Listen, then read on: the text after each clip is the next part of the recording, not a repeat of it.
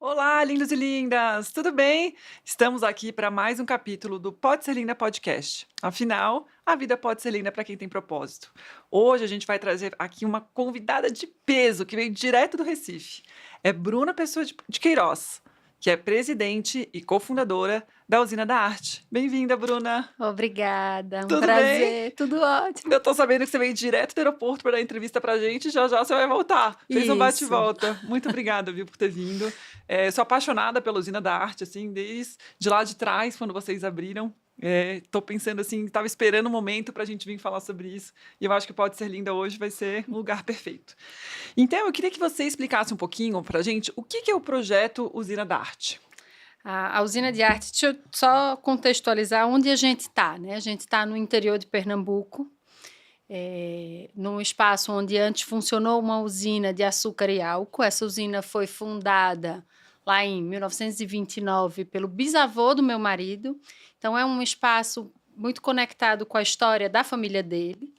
E a usina fechou, passou muitos anos fechada, a gente volta a frequentar esse lugar quando nasce nosso primeiro filho, e aquela comunidade que viveu em torno da usina batia na nossa porta, literalmente, todos os dias para dizer assim: doutor, reabre a usina, porque era onde eles tinham vivido, né, era essa memória de prosperidade e de qualidade de vida.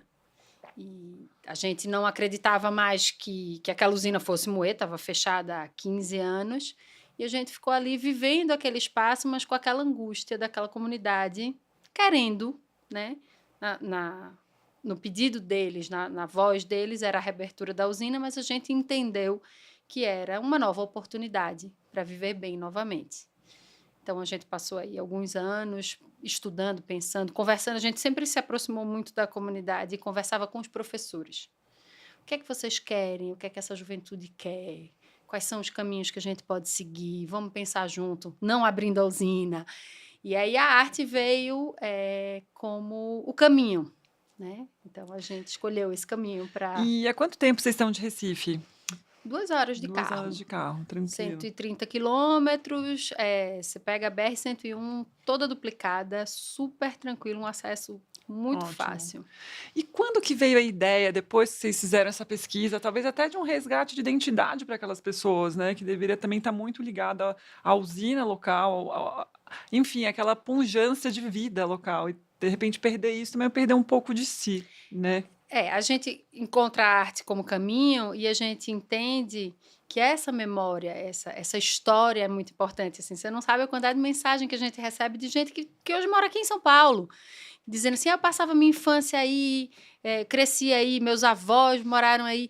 Então, a gente sempre diz assim: volta, você tem foto, manda pra gente. É um resgate histórico, é um resgate identitário e é um resgate também socioeconômico. Sim. Né? Então, a gente vem trabalhando isso com esse intuito. Assim, o foco é muito engraçado, porque hoje a gente tem uma história, uma projeção muito como um espaço de arte contemporânea, hoje muito importante já, né, dentro do cenário nacional. Mas eu brinco, quando a gente está explicando esse gente, o projeto da gente é um projeto de educação, de transformação socioeconômica através da educação. E a arte é um grande educador. Mas a gente tem escola de música, tem biblioteca, a gente tem parque tecnológico, a gente está atuando em tudo que a gente pode dentro daquela comunidade para abrir portas, janelas, oportunidades. Então, se eu fosse descrever, eu sou muito mais... Né, a Usina de Arte é muito mais que um projeto de arte contemporânea, é um projeto de educação. De educação, que coisa legal. E quando que foi isso? Que ano que foi isso? Essa história da gente voltar a frequentar a casa, meu filho nasce em 2012. Em 2013, Hugo França, que é um artista que faz bancos maravilhosos, ele trabalha com resíduos florestais. A gente fez o convite para ele ir lá conhecer o espaço e fazer um banco para a gente. Ainda assim, um jardim de casa. A gente estava voltando. Eu estava começando a me apaixonar por aquilo e meu marido estava voltando. né? O fechamento da usina, a usina passa por vários percalços, era um processo delicado e sofrido. Então, a gente estava se apaixonando de novo, com o intuito de criar as crianças dentro de um ambiente mais rural, né? Ressignificar também, né? Completamente. E aí, o Hugo vem em 2013, e aí virou um grande amigo, né? A usina é também um lugar onde a gente faz grandes amigos. Veio em 2014 e em 2015 estávamos eu, meu marido, Ricardo, Bárbara Maranhão, que é uma das fundadoras da usina com a gente, e Hugo França sentados, jantando, tomando um drink e conversando sobre as possibilidades daquele espaço. E Hugo faz essa pergunta: por que vocês não convidam outros artistas? Vocês têm o espaço, vocês gostam de receber, e a gente disse, claro. Então, isso era comecinho de 2015. Então, janeiro de 2015. Então, a gente vem aqui para a SP Arte, começa a entrar em contato com artistas pernambucanos, começa a pensar nisso de uma forma mais concreta. Visitamos o ateliê de Zé Rufino, que é um artista paraibano, que foi também um cofundador da usina, porque quando a gente convida Rufino, ele se apaixona pelo lugar, pela história, e ingressa junto com a gente nesse sonho de transformar o lugar. E aí a gente conhece também Fábio Del Duque, que tem um projeto aqui em Bragança Paulista, numa antiga usina, uma antiga fazenda de café, que transformou num espaço de arte contemporânea, e Fábio ia sair pela primeira vez com um grupo de artistas, numa itinerância pelo Brasil. E ele não tinha um lugar no Nordeste. Então, a usina foi o primeiro lugar onde a itinerância aconteceu. Em novembro de 2015, a gente recebe esse grupo que contava com artistas incríveis e muito plurais. Então, a gente tinha Lu Brits, que é bailarina, Benjamin Taubkin, que é pianista, Beto Brant, cineasta, Laura Vinci, que está com uma exposição linda no MUBI. Então, né, Camena Barreto. Então, esses artistas foram para lá conhecer o espaço e pensar como é que a arte pode transformar. Então foi colaborativo, a ideia foi se construindo como um grande quebra-cabeça com opiniões E é assim até hoje. e Hoje a gente é um trocas. pouquinho mais estruturado, mas a gente está sempre aberto para sugestões, possibilidades, transformações. A gente não sentou, planejou e fundou. Sim, não foi um calendário, um cronograma. Não, até hoje a gente não tem calendário e cronograma. Tanto que o primeiro festival acontece em 2015, mas a gente nasce como associação, somos uma associação sem fins lucrativos, em 2016. Então, a gente está aí completando 10 anos, né? Que bacana. E depois o Hugo França, então manda uma peça para vocês, foi um banco que vocês compraram? Ele faz lá. Ah, ele faz lá. lá. A gente pegou árvores que tinham caído Na na propriedade. propriedade, a gente foi conversando com o Hugo, disse, aqui a gente tem, a gente tinha jaqueira, tinha eucalipto, tudo que tinha, como chama, tem uma madeira que não serve, que ele disse, essa madeira é muito ruim, não presta, mas ele vinha, o Hugo tem um ateliê em Trancoso, ele hoje mora em Trancoso, tem um espaço de arte super legal em Trancoso, ele vai para Recife e a equipe dele vai também, de Trancoso. E ficam trabalhando lá, ficam uma semana produzindo. Então, a gente tem que espetáculo. bancos de Hugo na parte que é privada, mas a gente tem vários bancos dele no Jardim Botânico. Olha só. E como que é esse processo? Você tá passeando pela propriedade, você vê um cantinho e fala, aqui eu vou botar alguma coisa? Ou é o contrário? O artista chega e se identifica com algum local específico? Não, a gente até se o artista pedir, a gente pode fazer uma sugestão ou outra, mas o que a gente gosta, a gente convida um artista que a gente conhece o trabalho, conhece a história e acha que dialoga com a gente. Então, ele vai conversar com a comunidade, entender a história local, ele vai fazer o que ele quiser, né? E, a partir daí, ele propõe uma peça para a gente. E ele escolhe o lugar onde a peça vai ser instalada. Interessante. As inspirações, então, são todas locais. Tem obras que a gente fez aquisições e que instalou lá, Tá. mas mesmo uma obra que foi adquirida, que já foi exposta em outro lugar, quando ela vai para o nosso parque, é o artista que escolhe onde vai instalar, como ele quer instalar. Porque, por exemplo, a gente tem uma obra do Zé Espanhol que, quando foi exposta aqui, era o piso da galeria. como é que a gente vai botar isso num jardim? Vai ser como piso? Vai ser como mural? E aí a gente começa a conversar com o artista e nessa troca, essa peça virou um grande espelho d'água. Ela está elevada, tem água nela, mas isso foi uma coisa que o artista aceitou e a gente instalou e a obra está linda lá. Está Que mais le bonita do que como fiz. que legal, Bruna. E depois, Hugo França, quem veio?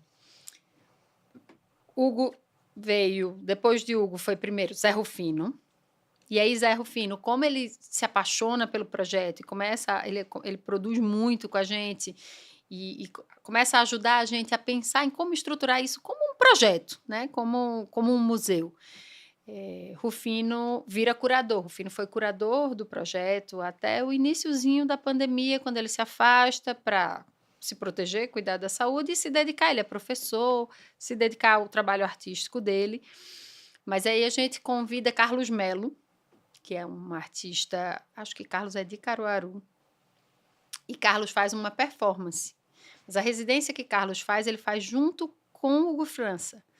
E para a performance dele, ele usa uma berlinda, que é um instrumento de tortura de escravos. A gente tem vários livros sobre o açúcar e Carlos estava folheando um deles e viu a berlinda e pediu para Hugo fazer.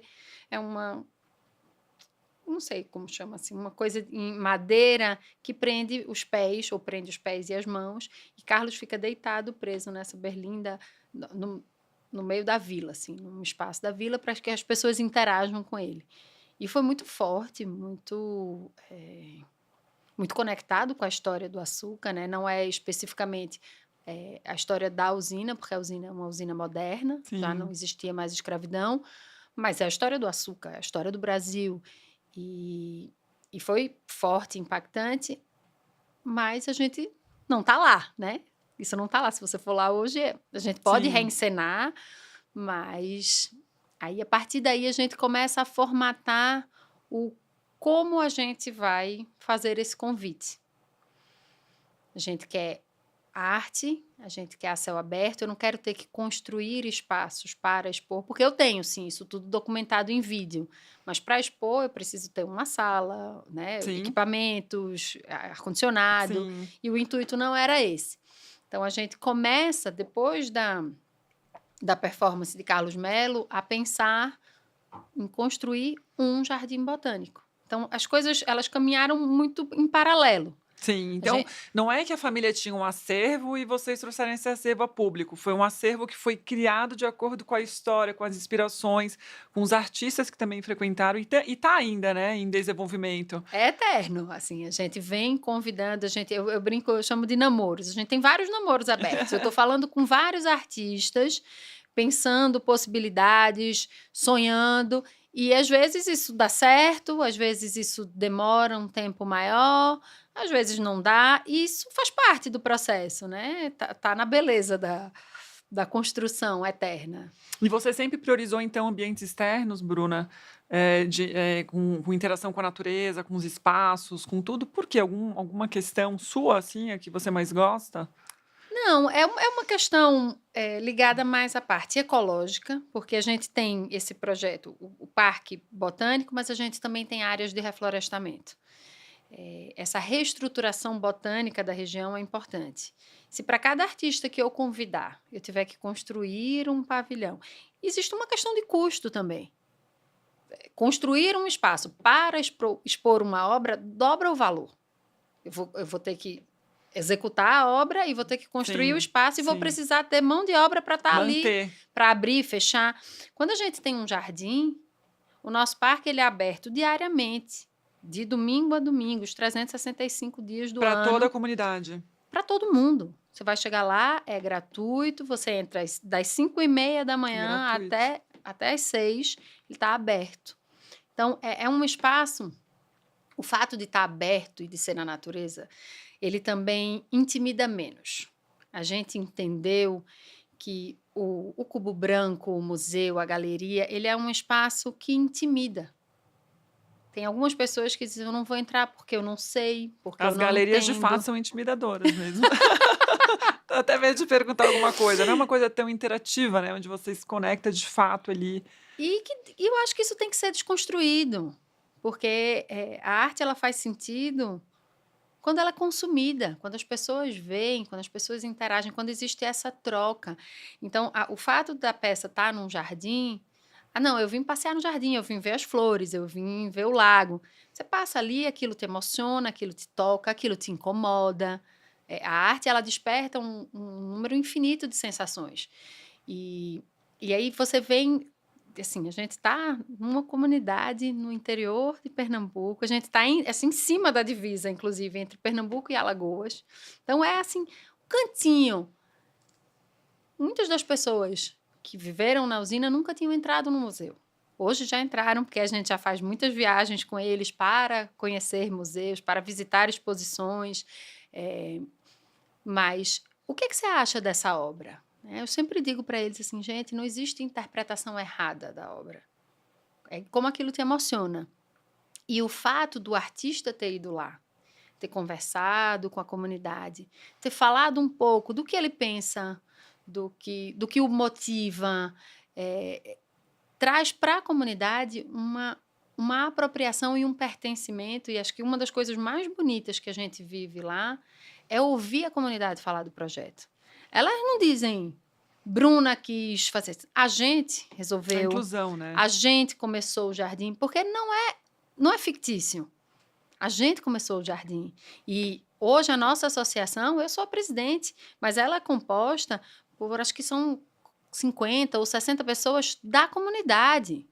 O projeto, ele pertence à comunidade, ele nasceu para a comunidade, ele só faz sentido com as pessoas e isso está ficando cada vez mais claro. E a gente sempre diz assim, eu falar é diferente, mas vai lá, conversa. E democratizar também, né, Bruna? Falar, ó, esse espaço aqui é para você também, é seu também, né? Tipo, a Cuide inclusão, dele. exato. A gente, como eu disse, é um processo de educação. Quando a gente começou o jardim, tinha muito lixo. Muito lixo. As pessoas jogavam lixo. Não receberam essa educação de recolher o lixo. Hoje você caminha, não tem. Ou quando alguém joga, não sou só eu que me abaixo e pego. Hoje tem uma comunidade inteira que se abaixa e recolhe aquele lixo. Então a gente tá transformando esse espaço, mas não é um capricho, não é é um grande sonho de transformar socialmente, economicamente. Hoje tem pousada, tem restaurante, tem guia, toda uma economia que gira em torno de um fluxo turístico que a gente conseguiu levar para lá, mas que é muito maior. E tem gente que nem gosta de arte contemporânea, mas que vai porque o jardim está ficando lindo. A gente plantou a primeira árvore em agosto de 2016. E é muito incrível o quanto a natureza consegue se transformar em tão pouco É tempo. rápido, né? Muito rápido. É muito legal isso. E aí, Bruna, voltando aqui, você falou que também tem oficinas, né, no projeto. Em que momento que essas oficinas nascem? Quando a gente faz o primeiro festival em 2015, a ideia inicial era um brainstorm com artistas. Eu disse, tá, mas e a comunidade? Então vamos fazer algumas oficinas. Então a gente fez uma oficina de fotografia, uma oficina de cinema, uma de pintura corporal, né, maquiagem para cinema, mas era mais inspirada na natureza, em pássaros, e uma de livro de artistas. No primeiro festival, em 2015, não tinha público externo, era só a comunidade e os artistas. Quantas pessoas estão hoje na comunidade? Um pouco menos de 6.000. Nossa, Eram 6.000 e gente. poucas pessoas, mas acho que no último censo diminuiu um pouquinho. A gente tem 3 escolas públicas, uma escola privada. E aí o que a gente tem feito é atuar muito dentro dessas escolas. Então a gente começou com essas oficinas nos festivais, inclusive desse primeiro festival tem uma história que emociona muita gente, porque um menino que fez a primeira oficina de fotografia lá em 2015, 2016, quando a professora voltou, chamou ele para ser o monitor. Ele hoje é fotógrafo, mora em Maceió, mas trabalha com a gente. Luan é um grande orgulho. Então, às vezes, a gente recebe um artista, a gente liga, Luan, vem fotografar, vem cobrir. E esse menino pegou numa câmera pela primeira vez, numa oficina. Mas, então, todo festival a gente realiza algumas oficinas. Esses últimos festivais a gente vem até diminuindo, porque a oficina era pontual e uma vez no ano. Então, a gente resolveu fazer uma coisa mais duradoura e focar o festival mais com música. Então, hoje a gente ministra, e aí, para não perder os alunos, a gente ministra dentro das escolas, como eletiva. Inglês, fotografia, música, a gente tem uma escola de música, a parte de robótica. Não foi assim, tudo de uma vez. Claro. Cada um desses Projetos. espaços foram surgindo dentro do percurso da gente, né, nos últimos 10 anos. E aí foi também aprendendo. A gente tinha um espaço que era a escola de música.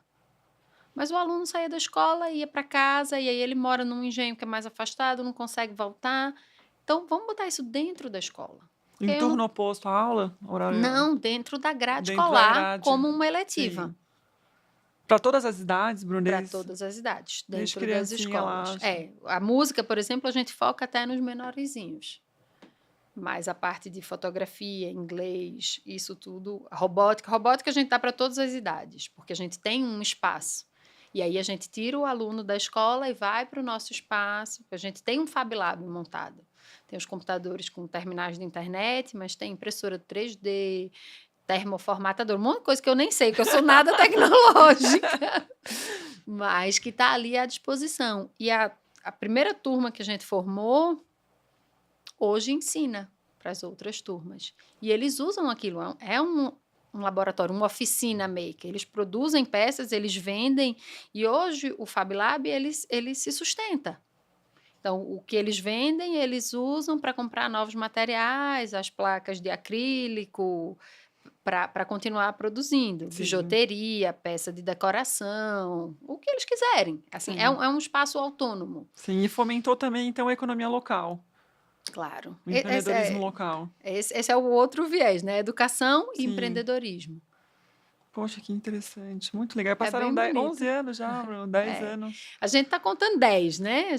10 anos que a gente nasce oficialmente como associação. Como associação. E, Bru, como é que vem assim essa inspiração, né? Tá na hora de buscar um outro artista para vir aqui para a usina de arte, né? Que chama usina de arte.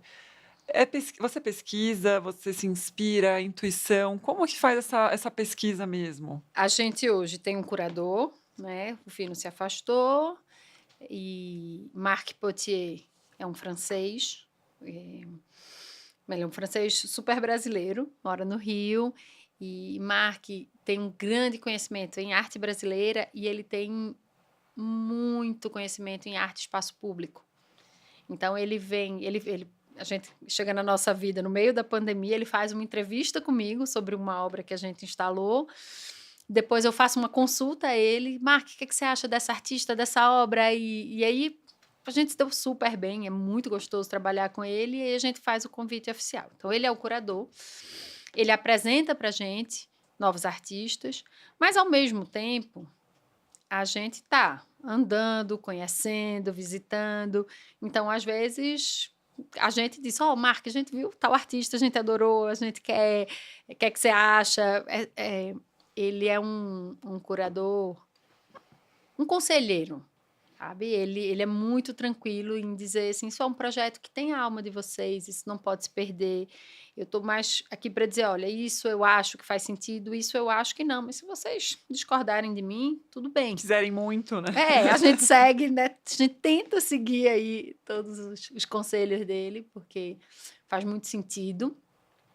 Mas a gente não tem um cronograma, a gente não tem...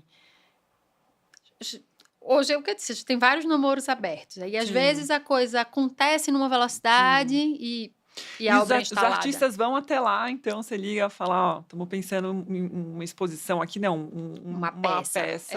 Você vem até aqui, vê e as pessoas vão. Porque eu vi uma foto sua, conta um pouquinho aí da Marina pra gente. A Marina Abramovic é uma artista sérvia, que é incrível. Ela trabalha muito com performance, mas ela tem peças pelo mundo inteiro. E com Marina foi engraçado, porque eu cheguei a conversar com o diretor artístico dela.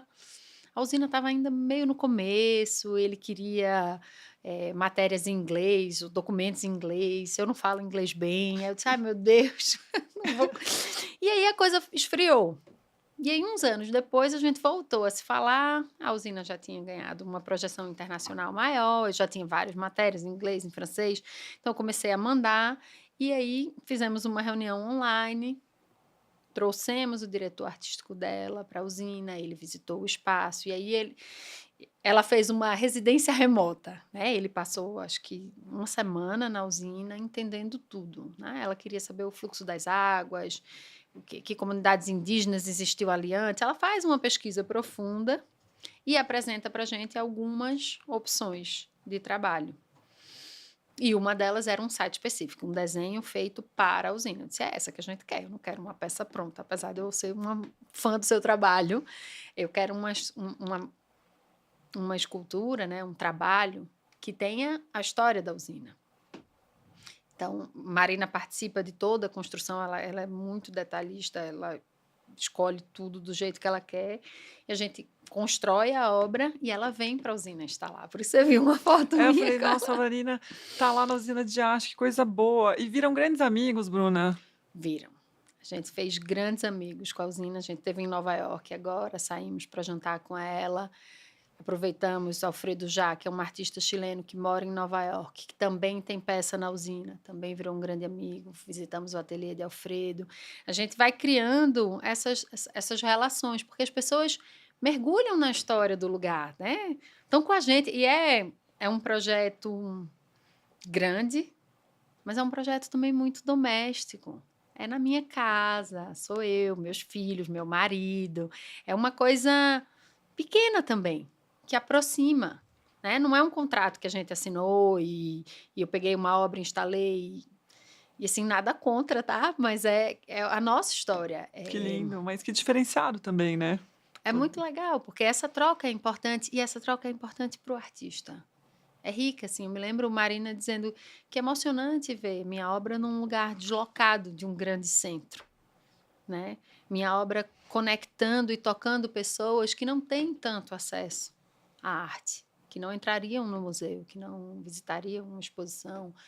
Então, essa democratização, ela é importante para os artistas. Essa troca é muito rica. Interessante. Muito legal. E aí, Bruna, você falou também que você tá de namoro com outro artista cubano. Não, esse aqui já está com obra. Ah, esse aí já tá lá. Carlos Garaycoa é um artista cubano, ele hoje mora em Madrid, se divide, né? Ele mora metade do ano dele em Madrid, metade em Havana, mas Carlos visitou a usina, deixou 2 projetos com a gente, assim, fez 2 desenhos e disse amadureçam, pensem. E logo em seguida ele foi para Veneza, ele ia participar do Glass 3, que é uma paralela da Bienal de Veneza, e aí ele ligou para o meu marido e disse, ó, esquece o que eu deixei aí, o projeto de vocês é esse que eu estou fazendo, chama-se Jardim Frágil. E aí eu disse, tá bom, você quem manda. Agora eu quero que esse projeto fique perto das orquídeas. A gente tem uma grande coleção de orquídeas, mas até Garaycoa essa coleção ficava num espaço que não era aberto à visitação. Então, ele desenha, ele vem com uma arquiteta, Jeter Gonzalez, cubana também, ela desenha o pavilhão, é a nossa única obra que a gente construiu um pavilhão para receber. E essa mesa hoje fica junto com a exposição das nossas orquídeas. As orquídeas em flor vão para o pavilhão, para o Jardim Frágil. Quando essas flores morrem, elas voltam para a nossa estufa de trabalho, né? Onde a gente multiplica, aduba, cuida. Mas é um processo que demorou, porque como demandava essa construção, a gente ficou com a obra do Carlos um tempão ocupando uma casa inteira, porque é grande e é delicada, é É frágil. uma mesa? É uma mesa, mas ela tem uns tubos e tem flores em murano, num lado do tubo e no outro lado tem como se fosse um cristal, que é a molécula do vidro. Então é muito delicado. E a gente ficou criando coragem.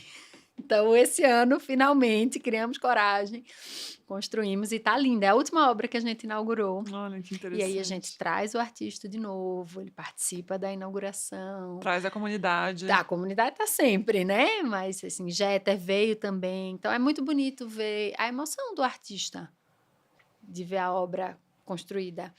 Garaycoa, ele tem arquitetura muito presente no fazer artístico dele, mas ele disse, é a primeira vez que eu construo efetivamente um prédio, que é um trabalho dele com Jeter, que é a arquiteta que trabalha com ele. Mas a arquitetura estava presente numa coisa de inspiração, de desenho, do trabalho dele. Quando você vê que tem muita arquitetura. Mas dessa vez tem um prédio e tá lindo. Ai, meu Deus, quero lá ver já, tô morrendo de curiosidade. Pois é, vamos. Demorou já. E, Bruna, essa paixão pela arte vem desde sempre? Ou chegou um momento da sua vida que você tinha aquela semente, resgatou e falou, tá faltando alguma coisa, que eu quero me dedicar com alguma coisa que eu tenha paixão? Como que foi isso? A sua família já era colecionadora ou isso veio de você? Não, a gente sempre teve. A gente sempre gostou de visitar museu, sempre teve arte em casa. Eu tenho tias que são galeristas, Ricardinho, meu marido, também. Não era, a gente nunca nem se entendeu como colecionador. Hoje eu até acredito que eu sou uma pequena colecionadora, mas a arte veio mais como veículo. Era uma coisa que a gente gostava, que a gente acredita que é transformadora. Mas não foi um sonho, não foi um desejo. Tipo, eu quero ser colecionadora, não foi o Não. contrário. Não, e eu continuo refutando um pouquinho assim. Queria gerar impacto para a comunidade, a arte foi o caminho. Foi. Exato. Acho que é Legal. muito mais por aí. E, claro, o Inhotim é um grande inspirador, né? A gente Claro. convida o Hugo França depois de visitar Inhotim, mas, por exemplo, a gente estava visitando Inhotim com a direção da Bienal do Mercosul. Então, a gente já tinha algum contato, a gente Sim. sempre visitou galerias, feiras, mas não era uma coisa de vamos lá comprar para a nossa coleção, é vamos ver, Sim. né? Vamos Vamos ser apreciar, impactados vamos apreciar. por esse trabalho. Então, Sim. acho que a coisa vem, óbvio, tem vários colecionadores na família, pelo lado do meu marido, pelo meu, mas não foi isso. Não é essa a semente. Isso vem talvez como um solo, onde a gente semeou aí plantou essa sementinha, porque não foi uma escolha Que coisa deliberada, boa. Sim, né? Foi uma sim. escolha, mas não deliberada. Sim, que bacana. E o seu marido te apoiou, o Ricardinho apoiou quando você veio com essa ideia da arte como caminho. Alguém achou loucura? Falou, vocês estão loucos de pegar a usina que está fechada e fazer instalação artística, que chama... Vocês piraram. Investir só nisso, enfim, mudar para lá. E como é que foi isso? Porque sempre tem os julgamentos, né? Quando a gente faz uma coisa de fato que a gente ama e que às vezes foge um pouco da normalidade, do que é tido como normalidade, a gente é enxergado como louco. Veja, acho que ele não me apoiou porque é um projeto muito conjunto. Tá. Não existe apoio porque isso É nunca, mútuo. isso nunca foi nem discutido. A coisa foi acontecendo e a gente, até hoje é isso, a gente trabalha assim. Aí ele brinca assim, ó, ela é minha secretária e eu sou o secretário dela, porque a gente divide tudo. É a gente que está ali trabalhando e atuando. Quando eu digo que é uma coisa doméstica e pequena, é muito pequena. Somos nós dois, Mark, e a gente tem uma pequena equipe que cuida ali das redes sociais, porque eu não gosto muito de postar, para mim era uma coisa muito difícil, mas no começo até isso eu fazia. Então, a gente nunca nem cogitou, nem existiu essa questão de apoio. É um projeto que nasceu naturalmente e é nosso, é o nosso filho. Mas chamar de doido, um monte de gente chamou. E, inclusive, Ricardinho tem obras no parque. Ele teve inspirações artísticas e ele estava montando uma das obras e o rapaz que estava trabalhando lá com ele disse, achando meio estranho, o senhor vai botar esse negócio aqui, lugar longe, ninguém vê. Aí começou a falar assim, ele disse, mas você não viu nada ali em cima daquele morro, eu vou construir uma coisa, que é a obra de Paulo Meira, um artista pernambucano, que ele pega um pedaço da usina, o vácuo da usina, uma grande panela onde se cozinha a vácuo, e copia. Ele faz uma réplica em cima de um morro, parece uma nave espacial, assim, e é uma rádio. A gente tem uma rádio comunitária. Ai, não, que eu nunca coisa participei linda. de um podcast, mas eu tenho uma Você rádio. veio participar do primeiro podcast aqui, não pode ser linda.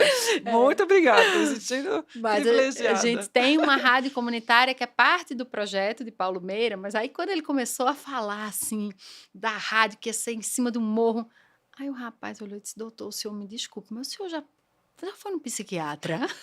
Então, muita gente não entendeu. A própria comunidade teve um período de estranhamento com aquilo, que disse, que doidice é essa que eles estão fazendo?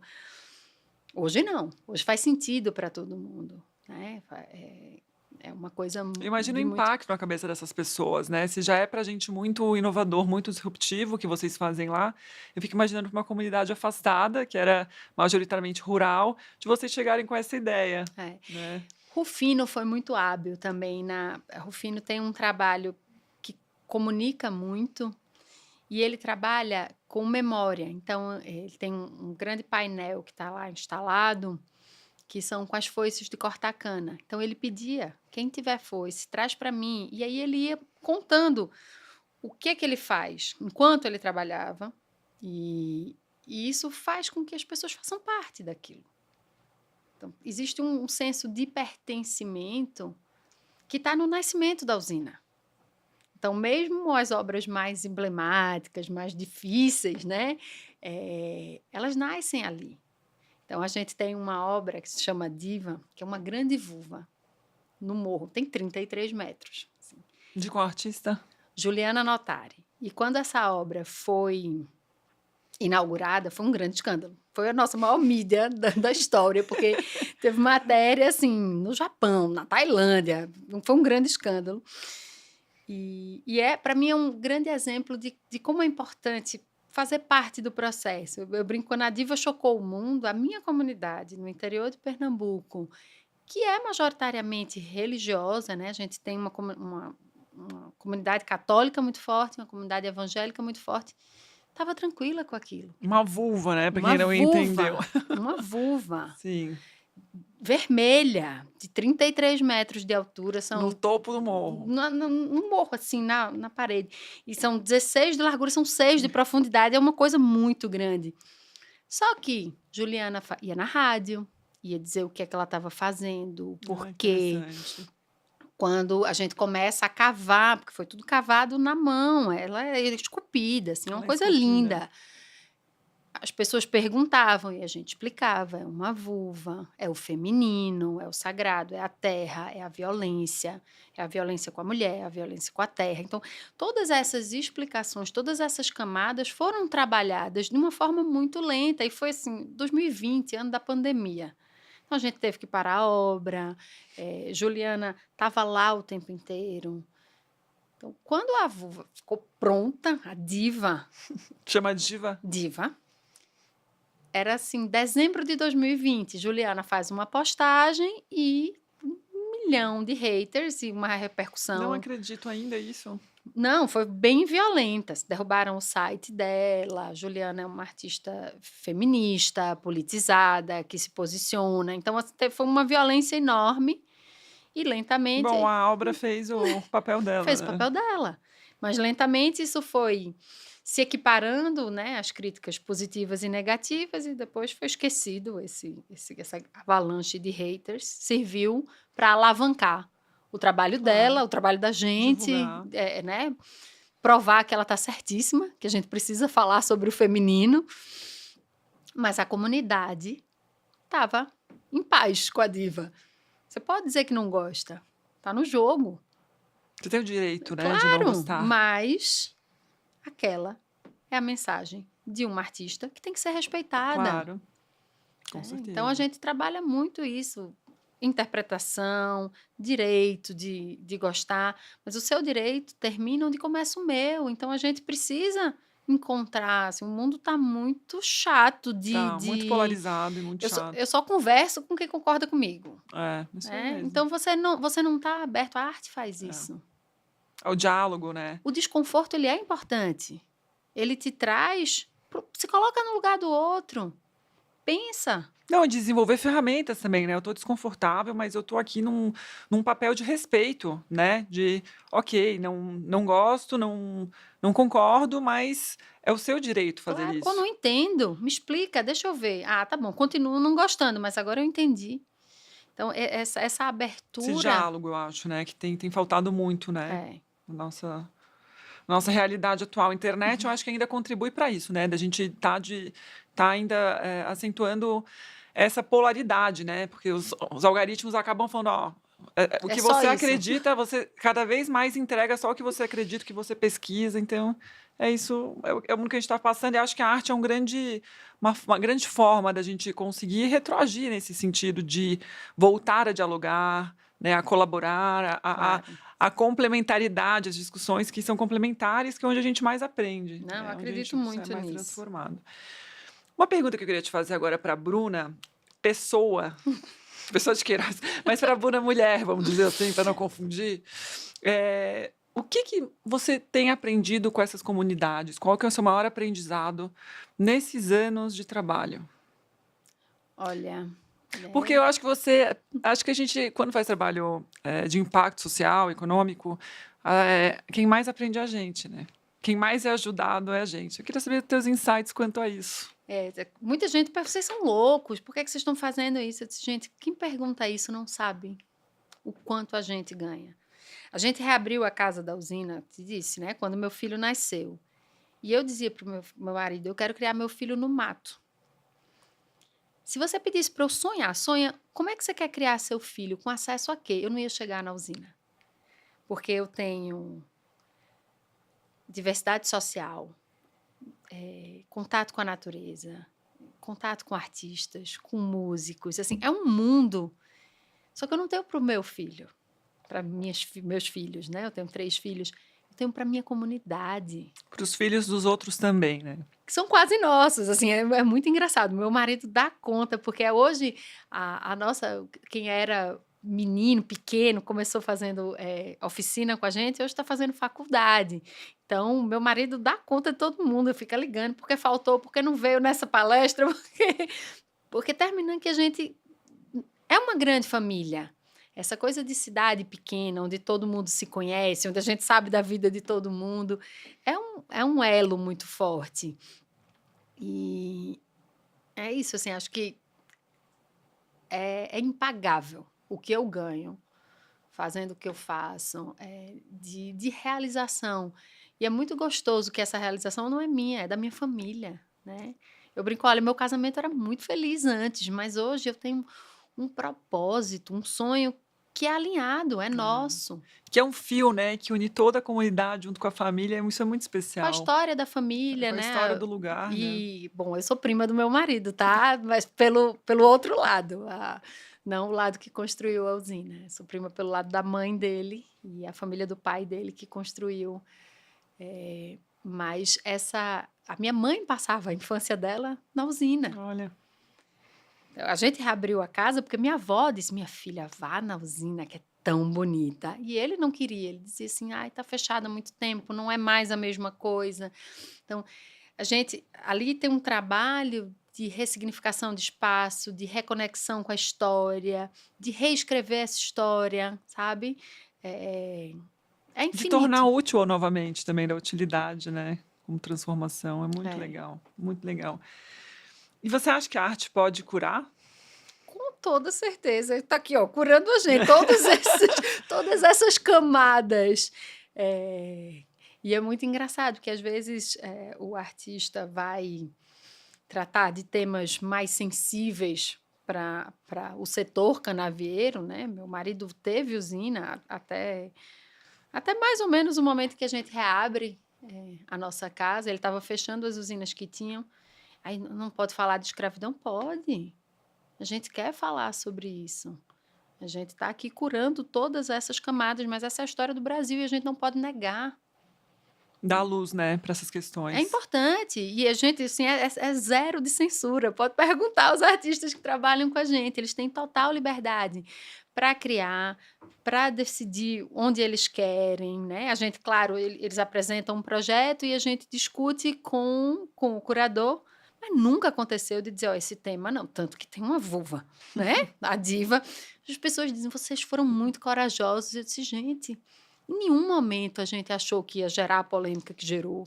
E em nenhum momento a gente pensou não fazer, né? Exato, isso não foi pauta Exato. da nossa Não foi uma discussão. questão, né? A pauta era assim, como é que a gente vai executar isso? Isso. Que tamanho vai ter para que seja Exato. viável financeiramente? Sim. Tudo isso a gente discutiu, mas não vai chocar o mundo. Então, arte e cura é certeza. Cura, educa, prepara. Assim, a arte é um caminho sensacional. E, Bruna, existe um festival da Usina de Arte anual? Como que é esse festival? A gente tem o Festival Arte na Usina, Tá. que é esse que começou lá antes da usina, que acontece em novembro. É um festival, começou como um festival mais plural, com oficinas. Hoje a gente tem focado mais em música. No último ano, a gente montou um circo para atender também as crianças, né, durante o dia, porque é muito família, é muito lindo. E aí esse festival acontece todo ano, é gratuito. A gente usou o festival como uma grande janela, no início do projeto, era o momento em que a gente conseguia mais mídia, porque também a gente não investe em mídia, né? Tudo é mídia espontânea. Então, de vez em quando, alguém diz, mas eu nem sabia que a usina existia. Eu disse, porque infelizmente a gente tem que escolher. Ou a gente faz o parque, ou a gente anuncia no jornal. Sim, Então, a gente vai fazer o parque. sim. E a mídia é toda espontânea. E a internet também é um canal bom para isso, É né? maravilhoso. Para divulgar coisas boas também. Foi o nosso grande Estamos canal. aqui, né? Falando de coisas boas, assim, graças à internet, esse espaço que a gente tem. Por isso que eu agradeço o convite. Assim, Eu é tô sempre uma aula emocionante aqui, falar da uma usina. aula. E, Bruna, quais são os próximos passos? A gente tem aí esses namorinhos, né, abertos, são vários. Então, deu um passo importante, que a gente fez um master plan. Então, hoje eu tenho um projeto que eu não sei quantos anos eu vou levar para executar, mas assim, eu consigo identificar aqui que tem muitas coisas para serem feitas. O Jardim Botânico da gente, ele é onde era a pista de pouso do avião. Porque lá, em 1930, 30 e poucos, o coronel ia para a usina de avião. E o jardim começou ali, onde estão as obras de arte. Mas o parque industrial, os dois prédios, o prédio onde era a usina e o prédio onde era a destilaria, são muito bonitos. E, claro, são a alma daquele lugar. Então, a gente começou, pouco a pouco, a colocar algumas obras lá dentro e a restaurar a estrutura. São prédios muito grandes que, né, demandam, que ficaram abandonados muito tempo. Então, a gente está, no momento, refazendo a coberta, porque a chuva infiltra na laje, aí o ferro estoura. Então, a gente está aí cuidando dessa estrutura. Mas um próximo passo muito claro é que a gente vai ocupar cada vez mais esses dois prédios. E vai conectar esses dois espaços, né? O espaço do Parque Industrial com o espaço do Jardim Botânico. Maravilha. E qual legado, além, né, da usina de arte, que você quer deixar para os seus filhos? Assim, o que você falaria para eles que tem que ter na vida deles? Eu acho que tem que ter muito amor. O que eles forem fazer, sabe? Eu espero sim que eles amem aquele lugar, mas uma preocupação nossa eu não estou deixando isso para as crianças. Eles não têm que assumir um sonho que é meu e do pai deles. Eles podem fazer o que eles quiserem. Eu quero que eles amem aquele lugar, mas não que trabalhem ali. Que eles trabalhem com o que eles amem, com coisas que realizem. A gente é muito realizado na usina. Assim, é um trabalho muito gratificante. Muito bonito ver a vida das pessoas sendo transformadas. É rápido, né, Bruna? É mais rápido que a gente imagina, né? Muito rápido, muito rápido. E a gente tá vendo, né? Eu tô ali ao vivo, né? Eu tenho uma das meninas que tá estudando medicina em Recife, outra tá fazendo agronomia em Maceió. Então, a gente tá vendo, as pessoas estão sonhando mais. Que legal. Estão alcançando os sonhos. Então, é isso que motiva a gente. E eu quero que meus filhos, onde eles quiserem, que eles trabalhem com amor, com realização, com respeito, né? A gente viver com pessoas que têm menos acesso é importante. Entender que a gente tem um privilégio. Outras realidades, né? E como é que a gente consegue impactar o outro positivamente? Às vezes é muito pouco. Você pode dar um incentivo. Durante a pandemia que a gente foi morar na usina na pandemia, minha filha estava sendo alfabetizada. Eu alfabetizei junto à cozinheira, que não sabia ler. Então, assim, são coisas muito pequenas que são gigantes. A gente pode fazer. Não precisa ser uma coisa enorme, mas você pode impactar na vida de alguém. E quanto maior o privilégio, eu sempre falo também, maior a responsabilidade social, né, com a comunidade, esse olhar, né, de impacto, de gerar mudança. Eu acho que vem muito atrelado a isso Mas nem também. todo mundo tem. Não, pouca gente tem. Mas a gente trabalha muito para isso também, para divulgar esse nosso valor, né, que é um valor Claro. também do nosso negócio. E, Bruna, você acha que foi a maternidade que te guiou até lá?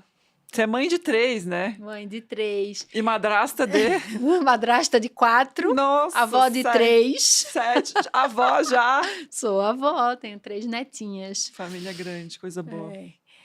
Não acho, eu não sei, porque eu pedia para ir na usina desde que eu comecei a namorar com o Ricardinho. Eu disse, eu queria conhecer. Minha avó falava, né? Então eu disse, ó, eu queria conhecer. E ele foi segurando, a gente casou, eu engravidei. Quando o Arthur nasceu, que eu disse, ó, agora a gente tem um filho. E eu cresci com fazenda, boi, era um monte de primo, tudo dormindo no mesmo quarto, uma bagunça, não sei como é que eles davam conta. Mas era uma infância muito feliz, muito livre. E eu dizia para o meu marido, eu disse, eu tive isso, você teve, eu não quero que meus filhos sejam meninos só da cidade. Vamos para a usina, vamos para a usina. E aí o filho mais velho dele disse, papai, acho que o Bruno tá certo, vamos reabrir a casa. Então ele me deu um empurrãozinho. E a gente reabriu a casa e aí ele se apaixonou muito rapidamente. Por ele ia morar lá. Eu disse, calma, calma.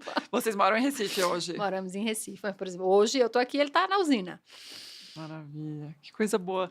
Bruno, nosso papo está chegando no final, já deu quase 1 hora, 50 minutos de conversa. Foi uma aula, né? Eu falo, não foi uma conversa. Aliás, as últimas mulheres que a gente tem trazido aqui, eu tenho aprendido tanto que eu tô até falando. Vocês começam a falar, eu começo com a gente. Essa mulher é maravilhosa. Que bom que ela veio. Olha só, meu Deus. Então, muito obrigada. Estou muito feliz de você ter vindo. Aprendi demais hoje, assim, e fico feliz de ter pessoas, casais também, com um propósito tão alinhado, né? Dessa questão da arte como caminho aí para impacto social, impacto econômico. E eu queria também deixar aqui aberto para você convidar essas pessoas, se você quiser dar um recado para alguém, falar o Instagram, a gente vai compartilhar também, mas convidar também as pessoas para conhecer. Gente, a gente tem recebido cada vez mais grupos aqui de São Paulo, tá? Tem gente organizando viagens, às vezes, se eu conseguir, eu faço questão. Acho que a visita é muito rica quando a gente está lá para contar essa história em muitos detalhes, mas o parque é aberto todos os dias do ano, é gratuito, então não deixem de visitar, é muito lindo o trabalho, conhecer a comunidade, a vila é linda, a igreja é linda.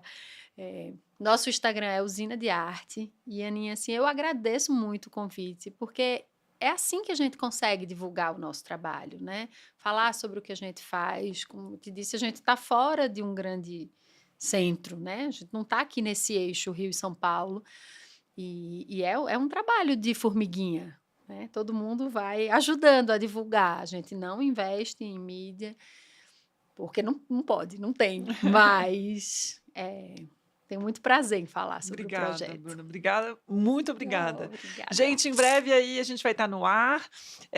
Muito obrigada pela audiência. Espero que vocês tenham gostado de mais esse bate-papo. É sempre bom tê-los com a gente, tá bom? Um beijo e até mais. Tchau, tchau. Obrigada. Obrigada.